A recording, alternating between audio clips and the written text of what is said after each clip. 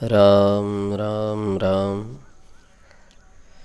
जिन लोगों के हृदय को विषयों की वासनाएं बार बार व्याकुल बनाती रहती हैं, उनके लिए श्री कृष्ण चरणारविंद की कमनीय कथा ही अगाध सागर से पार करने वाली दृढ़ और सुनिश्चित नौका है।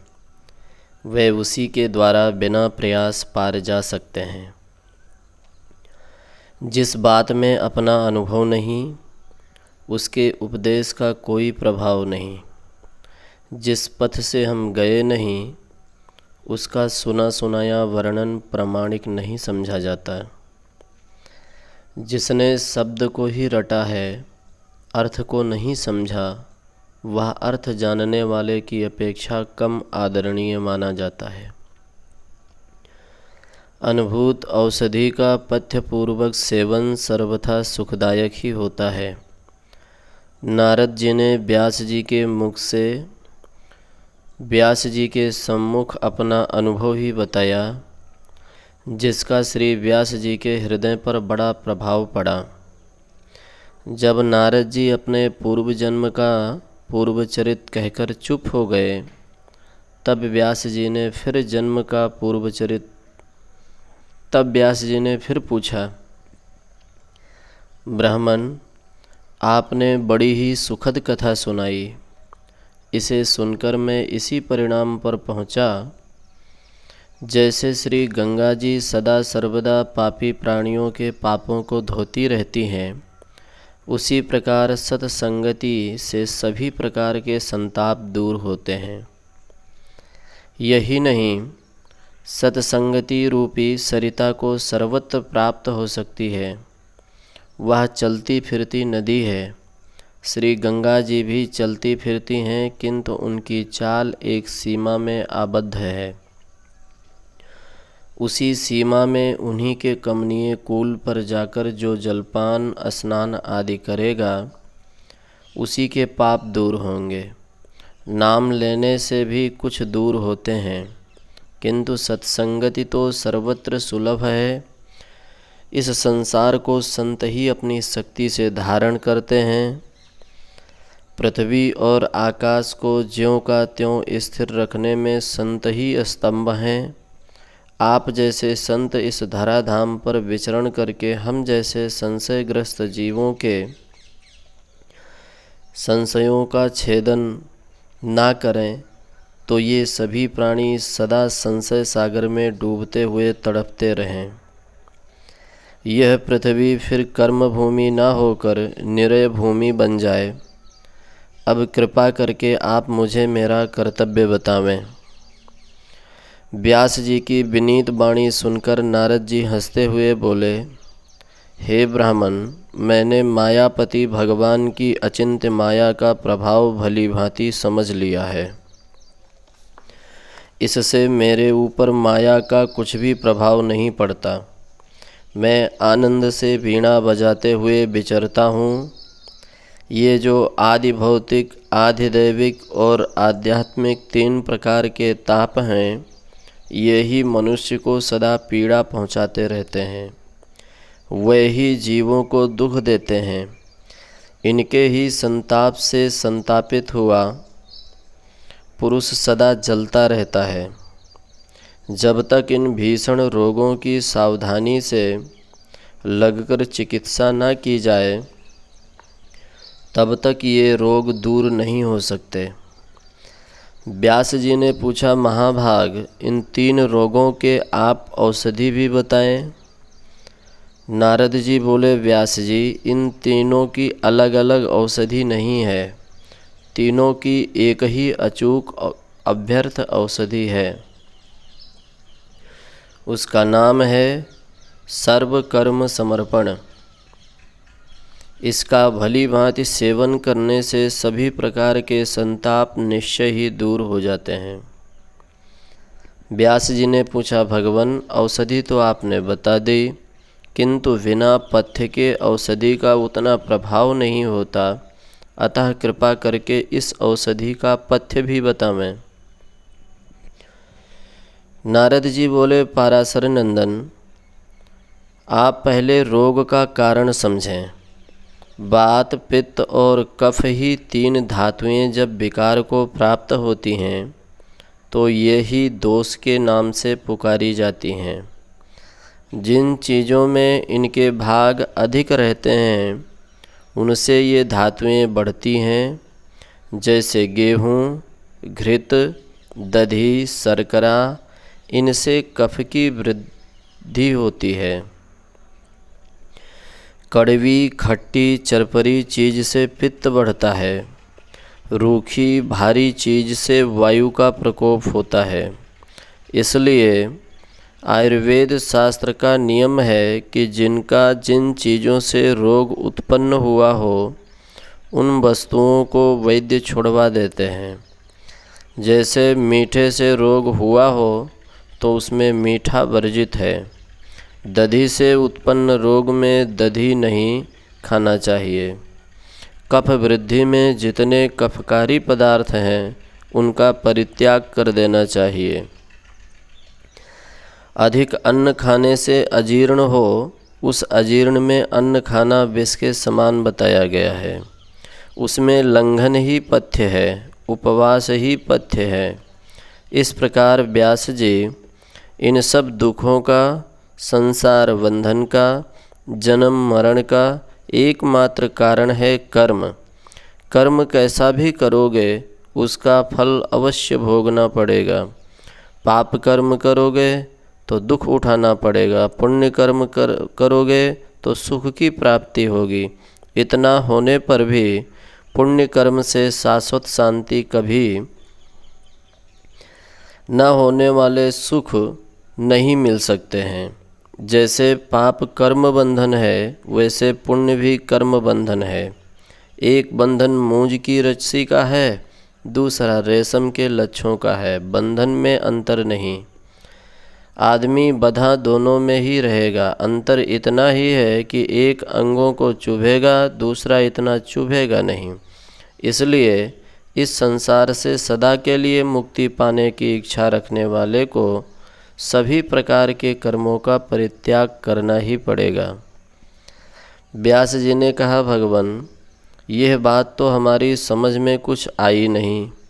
प्रायः बहुत से रोग अन्न से ही उत्पन्न होते हैं। यदि अन्न को बिल्कुल ही छोड़ दें तो फिर रोग नाश होगा या नहीं इसका तो पता नहीं। शरीर का तो नाश अवश्य ही हो जाएगा। इसी प्रकार बिना कर्म किए यह इंद्रियों वाला प्राणी खाली कैसे बैठा रह सकता है। नारद जी ने बड़े हर्ष के साथ कहा, हाँ व्यास जी, आपने बात पकड़ी।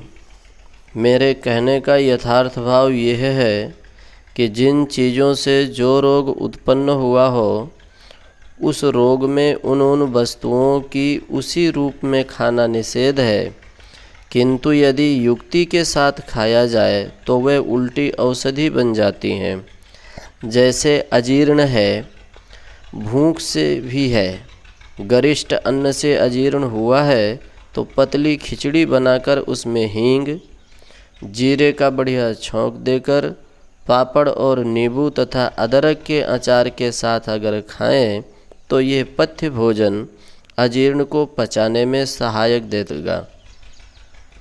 इसी प्रकार सब कर्मों को करते समय उन्हें भगवत सेवा समझें।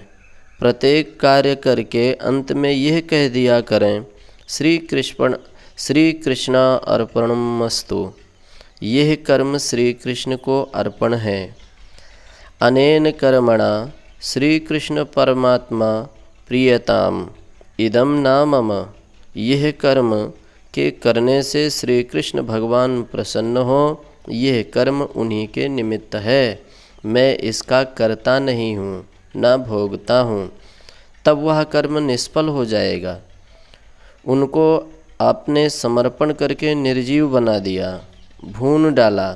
जैसे उर्वरा भूमि में पानी पाकर पड़ा हुआ बीज अवश्य ही उग आवेगा, किंतु आप उस बीज को अग्नि में भून डालें तो फिर कितना भी पानी देते रहें, कितनी भी खाद डालें, वह कभी उगने का नहीं।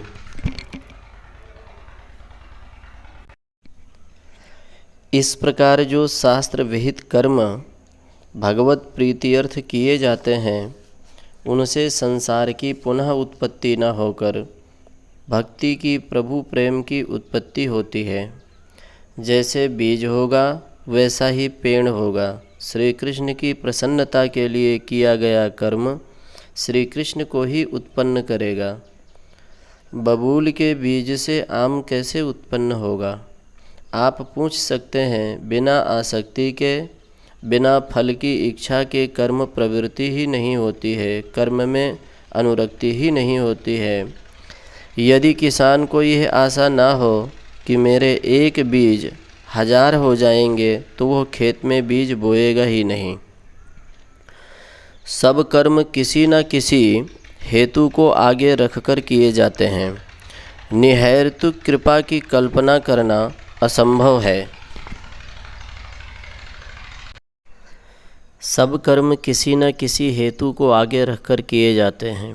निर्हेतु कर्म की कल्पना करना भी असंभव है। यह ठीक है, तो भी हमारे सब कर्म श्री कृष्ण कृपा के ही हेतु से हों। जो करें, जो खाएं, जो पीवें, यज्ञ, हवन, दान, पुण्य, श्राद्ध, तर्पण, जप, तप, नियम, व्रत जो भी करें, उनका फल स्वयं न चाहकर उन्हें उन्हीं अच्युत को अर्पण कर दें। वह अच्युत तो बड़े कृतज्ञ हैं। मित्र में भी परस्पर में ये होता है कि कोई मित्र हमारे यहाँ उपहार भेजता है तो कृतज्ञता बस हम चाहते हैं इसके बदले भी हम उसके पास इससे उत्तम वस्तु भेजें, और यदि प्रेम से ना भेजें, सौदा करके आदान प्रदान करें तो जितने की वस्तु दोगे उतने की ही बदले में दूसरी वस्तु पाओगे। उससे कम तो मिल सकती है किंतु अधिक नहीं। यह बात काम्य कर्मों के संबंध में है। जिस कामना से तुम यज्ञ यज्ञादि करोगे उससे उसी कामना की पूर्ति होगी, किंतु कृष्णार्पणम करने से कृपालु कृष्ण उसके बदले में अपनी सर्वप्रिय वस्तु भक्ति को प्रदान कर देंगे। इसलिए सब कर्म करते हुए निरंतर श्री कृष्ण के नाम और गुणों की कीर्तन करते रहना चाहिए। वासुदेव, संकर्षण, प्रद्युम्न और अनिरुद्ध, इस चतुर्व्यूह रूप से श्री हरि का पूजन करें, नमस्कार करें। मंत्र ही जिनकी मूर्ति है, ऐसे अव्यक्त अच्युत का सदा चिंतन करता रहे। यह सर्वश्रेष्ठ ज्ञान है, यही परम पुरुषार्थ है, यही मुख्य कर्तव्य है। आम प्रमाण के लिए मुझे ही देखें। केवल भगवत भक्ति से ही, केवल वीणा के स्वरों के साथ उनके नाम गान करने से ही प्रभु मुझसे प्रसन्न हैं, मेरे सभी मनोरथ पूर्ण करते हैं। मैं जब बुलाता हूँ तुरंत दौड़े चले आते हैं। सभी लोकों में मेरी अव्याहत गति भी है। सभी मेरा समान भाव से सम्मान करते हैं। 8 सिद्धियाँ 9 निधि मेरे पैरों तले लौटती रहती हैं। मुझे न किसी की चिंता है, न कोई शोक। मस्त होकर हरिगुण गाता हूँ और स्वच्छंद होकर विचरता रहता हूँ। हे ज्ञानियों में शिरोमणि महाप्राज्ञ व्यास जी, आप भी ऐसा ही करें। आप सब कुछ समझते हैं, सब जानते हैं, सब कुछ करने में समर्थ हैं। अब आप इन अन्य शास्त्रों में श्रम करने के कार्य को छोड़िए। अब तो आप भगवान की परम मधुर मधुर लीलाओं को, जो हृदय को, मन को, कानों को समान रूप से सुखकारी हैं, जिन्हें ज्ञानी, मुक्त, नित्य, मुमुक्षु और यहाँ तक कि बद्ध विषयी प्राणी भी बड़े प्रेम से सुनते हैं, उन श्री कृष्ण की शहद और मिश्री से मीठी, अमृत से भी अधिक गुणकारी, कमनीय कामनी से भी अधिक चित्तहारी, योगी और मुनियों को भी प्यारी श्री कृष्ण की क्रीड़ाओं और लीलाओं का प्रेम के सहित एकाग्र चित्त से वर्णन करें। उन्हीं के वर्णन करने से आपकी चिंता दूर होगी। आपका ही नहीं, समस्त जगत का कल्याण होगा। यह मैंने आपसे अपने जन्म की कथा और उसका सारभूत तात्पर्य आपके सामने वर्णन किया। लो, अब हमारी तुम्हारी राम राम, अब मैं जा रहा हूँ। इतना कहकर बिना व्यास जी के उत्तर की प्रतीक्षा किए हुए वीणा के स्वर पर तान छोड़ते हुए सुंदर कंठ से श्री कृष्ण का कीर्तन करते हुए नारद जी ये गए वो गए और क्षण भर में ही अदृश्य हो गए। उनकी मस्ती, उनका भगवत प्रेम, उनकी लौकिक भक्ति को देखकर व्यास जी मन ही मन कहने लगे, वाह वाह, ये मुनि ही धन्य हैं। इनका वैराग्य, ज्ञान, भगवत प्रेम सराहनीय है। यदि जीवन हो तो ऐसा ही हो। राम राम राम।